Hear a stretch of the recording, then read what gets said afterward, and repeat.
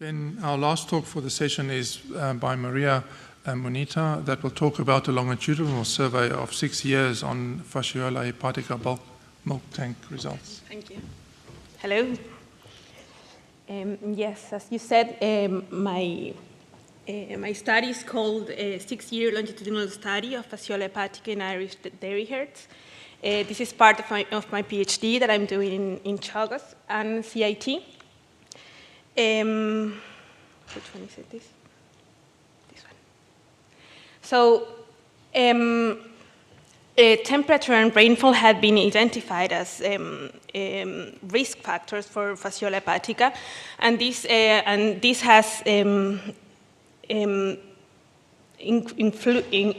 sorry, it's just that this is not my presentation. This is not the updated one, so I just have to go ahead. Okay.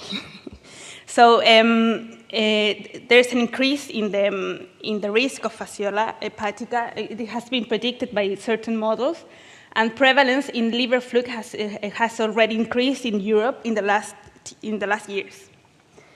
The aims of this study are to examine the trends in bulk milk seropositivity over time, and to investigate the associations between Fasciola hepatica and 2 other variables: soil temperature and rainfall. So the sample population were 28 farms, all located in the Munster region, which is shown in this map, in the green area of the map. And the sampling took place between March 2009 and December 2014. This was 6 years. And the sample analysis was made with a commercial ELISA kit available, commercially available, with a sensitivity and specificity of 98%. Sorry. The weather data was collected seasonally and annually, and this included the soil temperature and rainfall. The farm and fluke management data was obtained through a questionnaire, and included the annual liver fluke dosing and the predominant breed, and farmers were asked to report their land classification. This was, they had to self-report their type of land. This could be dry, occasionally waterlogged, or wet. So in the data analysis, we basically we used Stata and GraphPad. The repeated measures were analyzed using the generalized estimation equations, and additionally regressions were made using the treatment as in the dependent variable. The results, in the descriptive analysis, we obtained more than 1,300 samples, which represented around more than 6,000 cows per year. We obtained a mean of 8 samples per farm per year, which is great, considering that the farms have a dry period for about 2 months, so that would be a total of 10 samples per year, and we obtained 8 from each farm per year, so it was a very good compliance from farmers. Most of the farms were Holstein Friesian, all of them except one spring calving, all with dairy enterprise only, and most of the farmers reported their land as dry, and the 40% was presented a waterlogging variable. This could be occasional or completely wet. And here we can see two graphs. The annual one is showing the SP values, the annual SP values in the box plots. The green line is the rainfall, the annual mean rainfall, and the soil temperature is showed in the red line. You can see in the annual graph that this is that the SP values decreased considerably since the first year of study, and these SP values were significantly different using the Mann-Whitney test. This is not right there. Here it says the Kruskal-Wallis test, but it was actually the Mann-Whitney test. And the values of the rainfall and soil temperature weren't significantly different. And this graph here, the monthly one, is just to show you that we had a seasonal variation through the months. Each month, this is January, February, March, and is representing all the years of study. So this January of each month is showing the January of the 6th year, each month of the 6 years. And here we can see an increase in the infection close to October, as we could expect in the Northern Hemisphere and how it has been described in the literature too. Here we have our treatment frequencies. We can see that, during the first years of study, the flukicides used were mostly active against mature fluke, and the last 2 years of study, most of the farmers started using triclabendazole, which is active against more than one stage of the parasite. Then in the different categories that we used for classifying and analyzing the data, we can see that there was a big shift between the use of adult flukicides or mature flukicides to the use of more than one stage of flukicide active, if that makes sense. And yeah, basically that. In the univariable analysis in the Pearson chi-squared, we didn't find any associations. I mean, we find significant associations, but the associations between Fasciola hepatica and the weather variables didn't always occur. Here we have a line graph representing the different the SP values across the seasons. At the bottom here, we have all the seasons, starting from summer 2009, because the base of this graph is the spring 2009. All the values here are compared with spring 2009.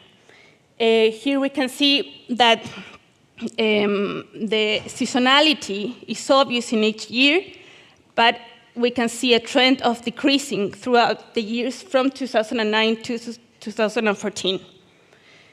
In the GEE analysis, in the general estimation equation, we can see in the annual analysis that rainfall presented less odds of positive cases or lower SP values.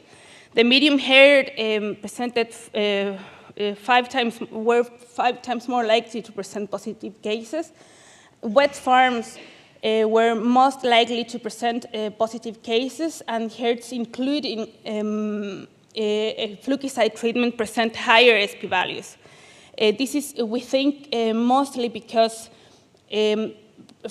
farms who need to treat have the parasite. Those farms who don't treat, it's because they don't need the treatment, because they don't have the parasite. And herds using all stages flukicide showed lower SP values when compared to herds using mature flukicides, even if they were used twice.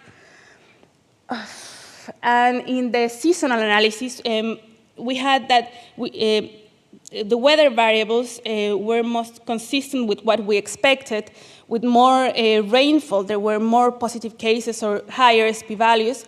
And the temperatures showed, the parasite showed to be more prevalent or higher SP values with moderate soil temperatures. This is between 8 and 12 degrees. And there were more cases and SP values in herds that were treating, as I previously explained.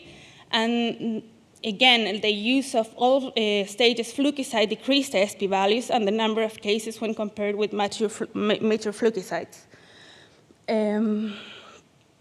So additionally, we made a logistic regression with the treatment because we saw a dramatical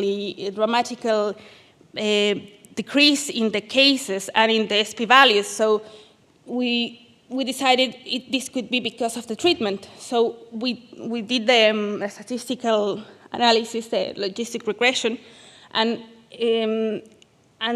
it's, well, that was the answer, basically. Since 2009, all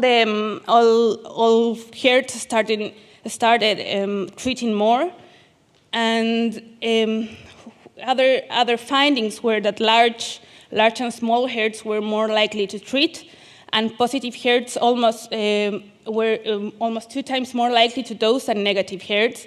And as a finding is that Jersey cross herds were less likely to dose than Holstein Friesian herds. We don't really know the reason of this, and we need to look further into this. And in conclusions, annual weather variations were found to have a little impact on exposure of Fasciola hepatica. The use of an appropriate fluke temperature program was very much associated with liver fluke status improvement, and international models are predicting an increase in liver fluke exposure due to global climatic change, and the current study shows progress achieved by increasing awareness and correct dosing programs.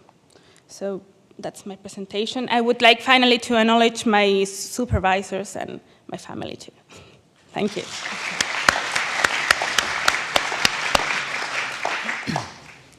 We have time for 1 or 2 questions.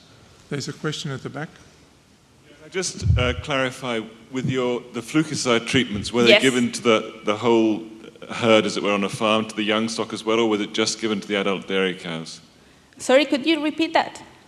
Were the Flukicide treatments which you analyzed, were they given just to the adult dairy cows, or were they given to the young stock as well? Yeah, this is only in lactating cows. So this is cows, adult cows, yes. Is that the question, yes? Any other questions?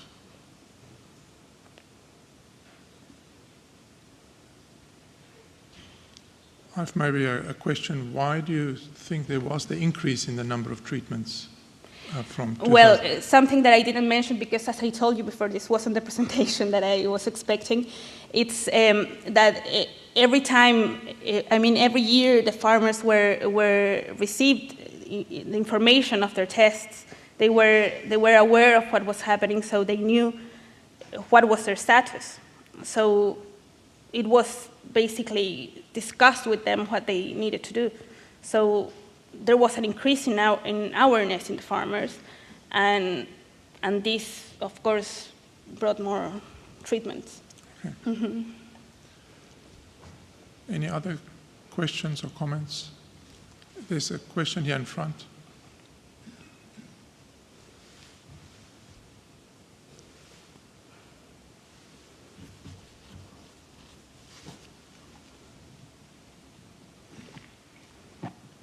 Thank you for your presentation. I'm Jay Romano from Texas A&M University.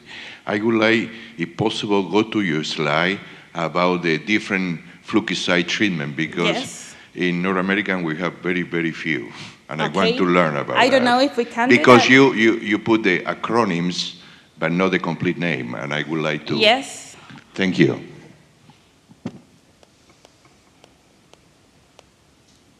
I think this one here. Yes. Can you define each of them? Yes. This is oxyclosanide, which is active against adult fluke. This is albendazole, which is active against adults. Triclabendazole, which would be active against all the stages. Nitroxinil, which is I think it's 2 stages. Chlorsolon the same, and closantel the same, 2 stages of the parasite. Thank you. Okay, thank you very much. Okay, thank you. Thanks. Thank you. That concludes the session. I'd just like to thank everybody for attending and also for the speakers and remaining into time. Thank you very much.